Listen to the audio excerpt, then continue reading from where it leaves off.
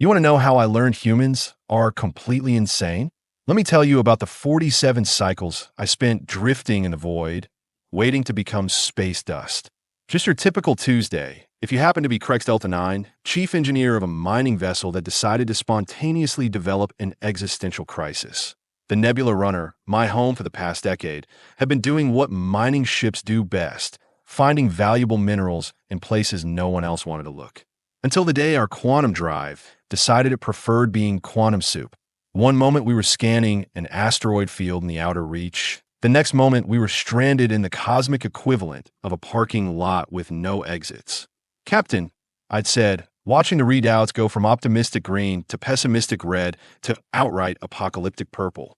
Our drive just decided to quit like a teenager at their first job. Captain Vex-9, a grizzled Kraxan with more scars than common sense, just grunted. "Set distress beacon to maximum range. Someone will find us." Right?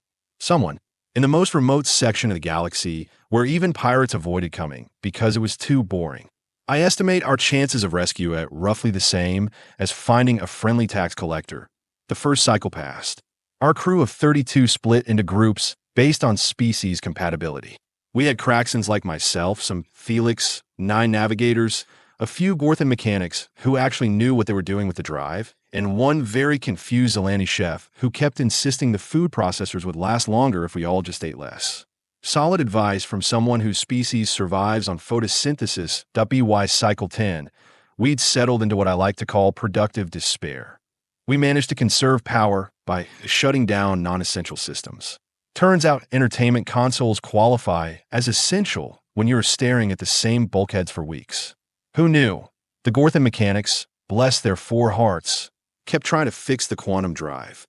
Every morning, I'd walk into engineering and find them surrounded by components that looked like they'd been arranged by an artist experiencing a mental breakdown.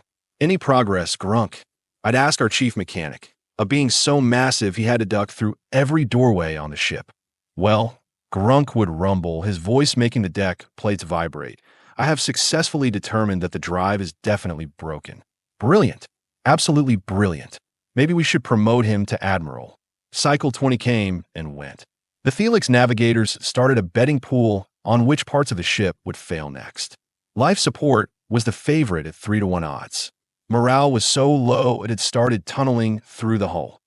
Captain Vex-9 maintained the ship's log with religious fervor. Every cycle, same entry. No response to distress beacon. Crew stable. Supplies adequate.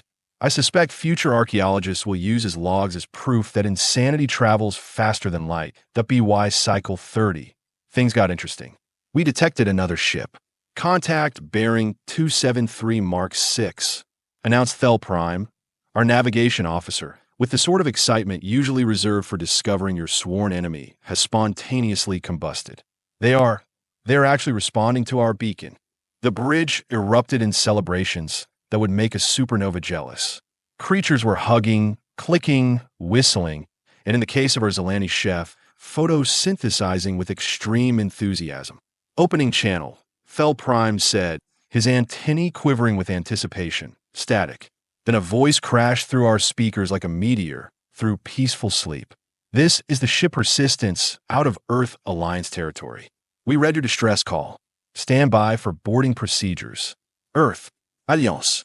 Humans." The bridge fell silent. If you could hear a pin drop in the vacuum of space, this was that moment that I'd heard the stories, of course. Everyone had. Humans were the new kids in the Galactic neighborhood, and apparently they'd skipped reading the instruction manual. They don't just break rules. They don't acknowledge rules exist. They look at the laws of physics and ask, "Have you tried turning it off and on again?" They're the species that straps rockets to everything. Need to move a planet? Attach rockets. Want to explore a black hole? Rocket-propelled probe. Feeling sad? Rocket-powered therapy. They have the survival instincts of a lemming and the curiosity of a cat that hasn't used any of its 9 lives yet.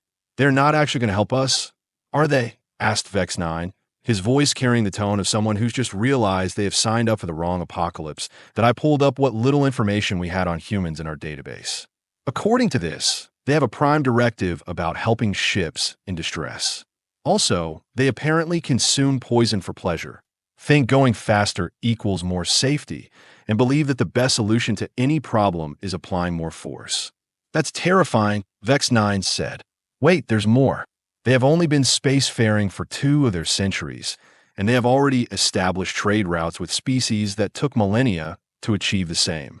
They also have something called Hold My Beer syndrome. One of the 7 nebulae is Hold My Beer syndrome. Before I could explain the terrifying concept, the hull shuddered.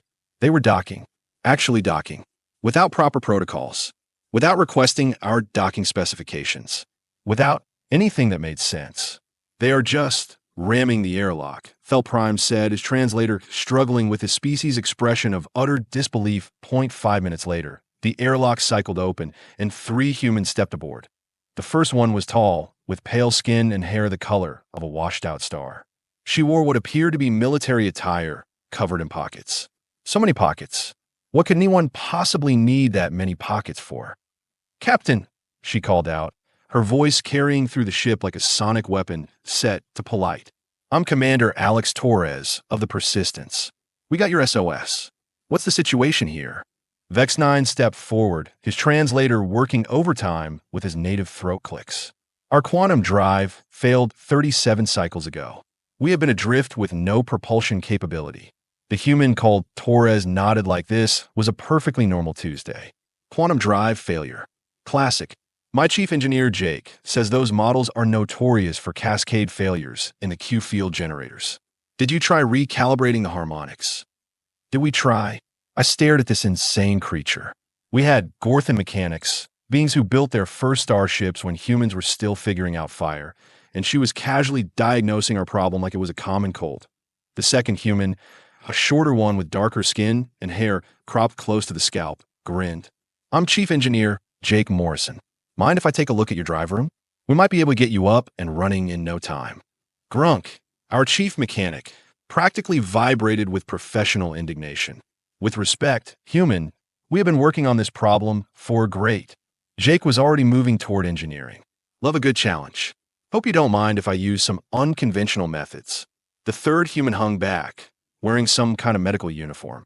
"Dr. Amara Singh, just here to make sure everyone's healthy. Though I gotta warn you, we brought some coffee and chocolate. They're technically not good for most species, but in my experience, morale boosters trump medical advice when you have been stuck in a can for over a month." Coffee? Chocolate? Were these code words for chemical weapons?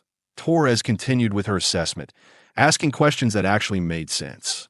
She understood our systems, our situation, and somehow knew about quantum drive quirks that even our manufacturer's manuals didn't mention. 20 minutes later, Jake stormed back onto the bridge, his eyes wild with excitement that I'd later learn was his default state. "Found your problem," he announced, waving some kind of diagnostic tool. "Your Q field generators are experiencing harmonic decay due to prolonged isolation. The solution is simple. We need to jumpstart them. Jumpstart a quantum drive." Vex-9's translator nearly short-circuited, trying to convey his disbelief. "Yeah, it's like when your hover car battery dies, but with more dimensions involved." Jake pulled out what looked like a blueprint drawn by a sleep-deprived artist. "We will use our ship to create a harmonic resonance, tune it to your drive frequency, and give it a controlled energy surge. Should clear up the decay in about 30 minutes. Grunk examined the schematic with a mixture of horror and fascination. This could work. It's completely insane, violates several safety protocols, and has a 40% chance of creating a localized temporal anomaly, but it could work. Only 40%. Jake looked disappointed. "My other plan has a 65% chance of temporal anomalies, but it's more fun. We will take the 40%, Vex-9 said hastily. Over the next few hours, I watched these humans work with a combination of terror and admiration. Torres coordinated between ships with military precision. Jake and his engineering team worked alongside our crew like they'd been doing it for years. Singh moved through our medical bay, treating minor ailments we developed during our drift with medicines that smelled terrible but worked incredibly well. They even shared their coffee with those crew members whose biology could handle it. I tried some. It tasted like liquid regret, but kept me alert for 6 straight cycles. When I mentioned the extended wakefulness, Singh just laughed and said, "Wait till you try espresso." The jumpstart procedure was, predictably, completely insane. Jake had us align both ships in a configuration he called the quantum limbo. When I asked what happened if something went wrong, he just winked and said, "Then we will be famous throughout the galaxy." "Dead famous," I muttered. "Still famous," he replied cheerfully. The procedure itself defied explanation. Our ships moved through space in ways that made our navigators' antennae curl up in protest. Energy readings fluctuated between concerning and everybody start praying to your respective deities. At one point, I swear I could see different versions of the same star. Then, with a sound like reality hiccuping, our quantum drive hummed back to life. The cheers on our bridge could probably be heard in the next stellar cluster. Crew members who hadn't smiled in 37 cycles were suddenly exchanging contact information with the humans. Grunk was deep in conversation with Jake about something called percussive maintenance, which apparently involved hitting things until they worked. As the persistence prepared to depart, Torres handed Vex-9 a data chip, our route information, and some updated star charts. Also, some entertainment files. "I noticed your crew looked pretty bored. We cannot thank you enough," Vex-9 said with genuine emotion. "You have saved our lives."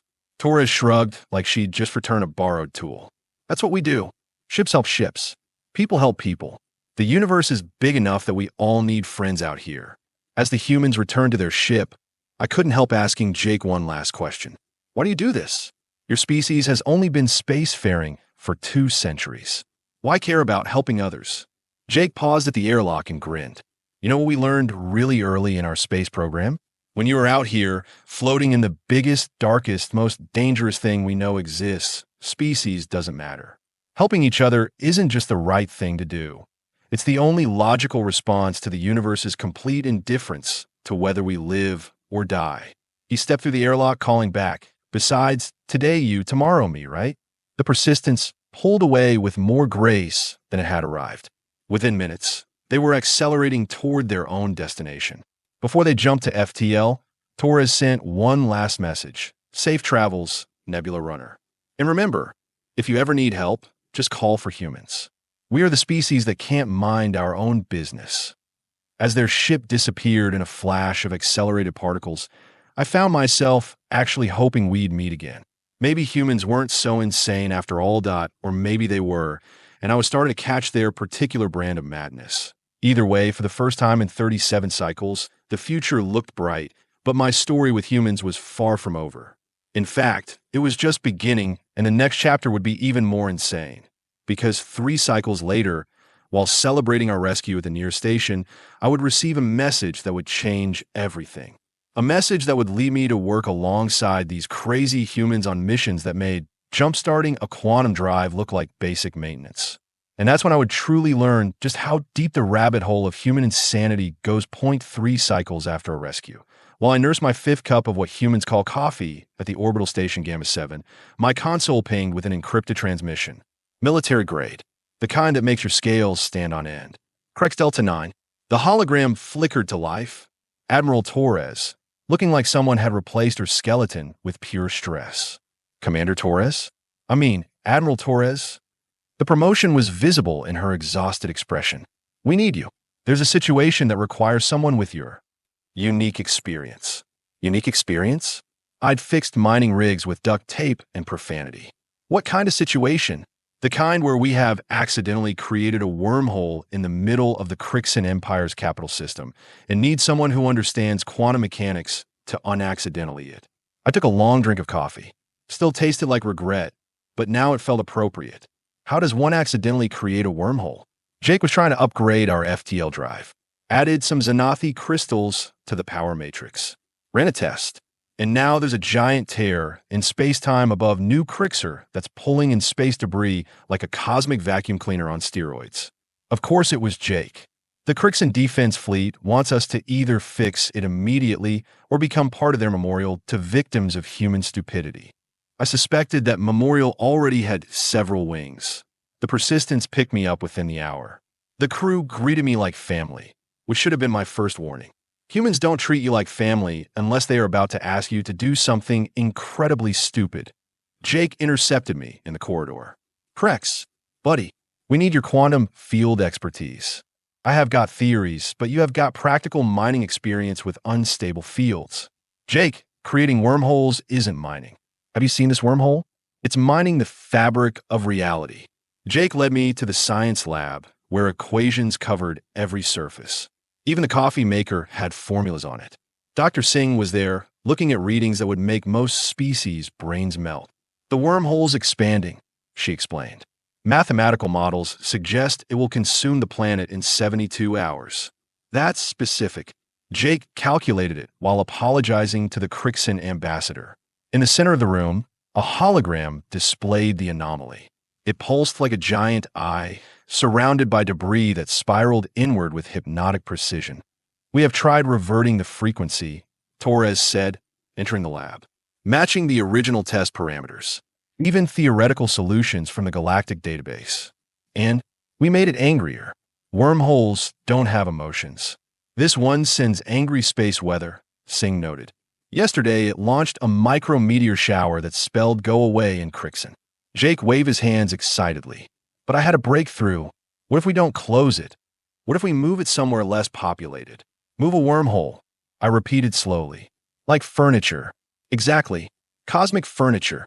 Sometimes human confidence is indistinguishable from insanity that we arrived at New Krixar's orbital space 6 hours later. The Krixar defense fleet maintained a perimeter around the anomaly. Dozens of warships, weapons systems online, all aimed at the persistence. They're being remarkably patient, Torres observed as we dropped out of FDL. Patient or confused, I suggested. Maybe they can't decide whether to shoot us or ask for autographs. The wormhole dominated the view screen. Up close, it was beautiful in the way that natural disasters often are.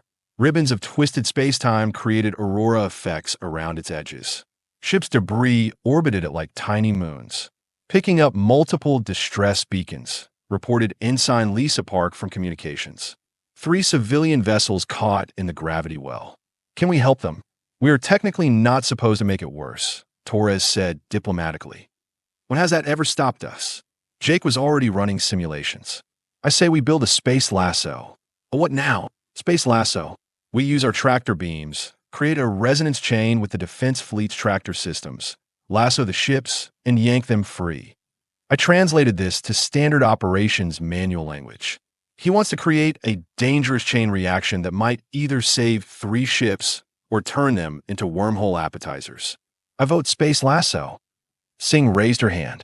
This is why medical personnel shouldn't vote on engineering decisions, I muttered. Before anyone could argue further, Captain Vex-9 appeared on screen. The Nebula Runner had joined the fleet. Thought you might need experienced miners for wormhole removal, he said. We brought cutting tools. You can't cut space-time. Not with that attitude. The subsequent operation defied all known physics and several unknown ones. Jake coordinated between the Persistence, Nebula Runner, and cautiously cooperative Krixar vessels to create what he called the Great Space-Time Heist. Step 1 involved using harmonic frequencies to stabilize the ships caught in the gravity well. Step 2 was where things got interesting. We need to fold space around the wormhole, Jake explained, drawing impossible diagrams. Create a pocket. Then we can transport the pocket to somewhere safe, like empty space or my student loan lender's office. This violates conservation of energy, I pointed out. Energy conservation is more like energy suggestion when you are dealing with transdimensional phenomena. Step 3 required precision that would make a Swiss watchmaker quit in frustration. We had to synchronize pulses from 7 different ships across 5 different species technology standards. On my mark, Torres commanded as ships position themselves. Engaging gravitational pulse in 3, 2. The universe hiccuped again. Space rippled like water. The wormhole twisted, contracted, and suddenly, Move at IT appeared 5,000 kilometers to our port side, still swirling, still angry, but no longer threatening the planet. It worked. Jake pumped his fist. Take that, physics. Where did you send it? Demanded the Krixar Admiral, a being whose voice naturally sounded like gravel mixed with disappointment. Empty space, section 772 of your stellar cartography. Unless, wait. Jake checked his calculations. Unless I carried the wrong decimal place. Everyone went very quiet. Where is it, Jake? It's, about to appear in the middle of a Gronks prison complex. The Gronks were known for 3 things. their penal system's brutality, their hatred of surprises, and their complete inability to handle pranks. Get us there. Now, Torres ordered. What followed was a high-speed chase across 3 systems to reach the relocated Wormhole before it caused an interstellar incident. The Gronks, upon discovering a reality-eating cosmic anomaly in their maximum security facility, responded with characteristic Gronks efficiency. They tried to arrest it. "They are reading the Wormhole, its rights," Park reported incredulously. "At least they are following protocol," Singh offered. "They are also charging it with disturbing the peace." We arrived as the Gronks were attempting to handcuff space-time. Jake immediately started broadcasting. "This is human ship persistence. That's our wormhole. We will come collect it. It's my wormhole," I corrected. "In your custody." Details. The Gronk's warden, a being that looked like an angry mountain with bureaucratic tendencies, appeared on screen. "This cosmic anomaly is causing chaos among our prisoner population. They're demanding early release for enduring unnatural phenomena. We can fix it," Jake promised. "Fix it, or we press charges against your entire species for reckless endangerment of our judicial system." The solution, naturally, was more insane than the problem. Jake proposed creating a second, smaller wormhole to transport the first one to truly empty space. Singh supported this by suggesting that if it didn't work, at least it would be entertaining. "What's the worst that could happen?" Jake asked with the optimism of someone who'd already forgotten the last worst thing that happened. "We could create a wormhole paradox that unravels reality." "Nah, that only happens on Tuesdays." Today was Wednesday. By human calendar, the operation required borrowing Gronk's containment technology, which they reluctantly provided after Jake fixed their malfunctioning execution chamber. Apparently, their lethal injection system had the same quantum harmonics issue our drive had experienced.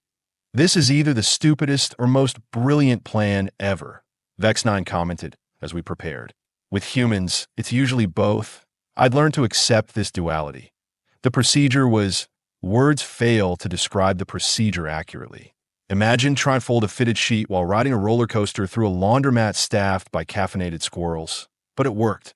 The wormhole collapsed into a quantum signature that dissipated harmlessly into background radiation. The prison complex remained intact. The Gronks dropped all charges in exchange for Jake teaching them advanced quantum physics jokes to entertain prisoners during recreation time. "Never a dull moment with humans," Vex-9 said as we celebrated back at Gamma 7 Station. "Speaking of which," Torres caught my eye. "We are starting a joint task force. Human cracks in cooperation for handling quantum emergencies." Quantum emergencies? Turns out Jake's accident wasn't the first time someone's created a wormhole accidentally. There are 17 similar incidents reported in the last year. Someone needs to handle this stuff. Let me guess. I'm someone. You are the only someone who can handle both quantum mechanics and human logic simultaneously. I looked at my empty coffee cup. I'm going to need industrial-strength caffeine. "We have got espresso," Singh offered helpfully. "What's espresso?" "It's like coffee's mean older brother who lifts weights." 6 months later, I found myself as chief technical advisor to the Quantum Incident Response Team. Our logo was a wormhole wearing a hard hat. We'd handled situations from accidentally teleported a space station into a star's chromosphere to Jake try to teach Xanathi moths to tunnel through space-time.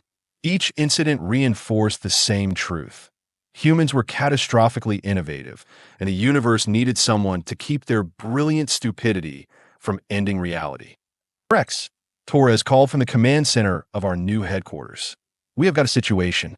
The Proxima colony attempted something called interdimensional crop rotation. Do I want to know?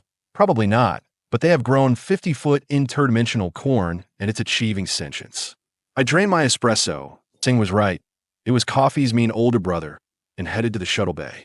This was my life now, racing across the galaxy to clean up after humans who treated the laws of physics like the pirate code. More guidelines than actual rules, but oddly enough, I wouldn't trade it for anything. Yes, humans were insane. Yes, they turned basic physics into extreme sports. Yes, they had the survival instincts of a lemming with attention deficit disorder. But they also had something rare, the ability to look at impossible problems and say, "That's just Tuesday."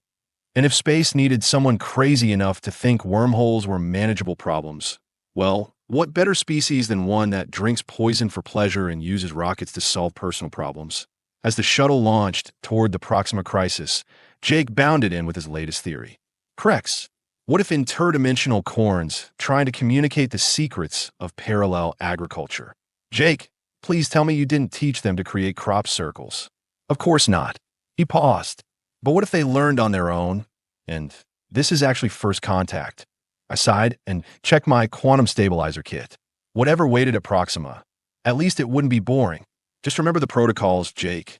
Protocols are for people who aren't making history. Protocols are for people who want to keep making history. He laughed. You are thinking like a human now. No, I corrected. I'm thinking like a human who remembers he has to file incident reports afterward. The universe was vast, dangerous, and completely indifferent to our survival.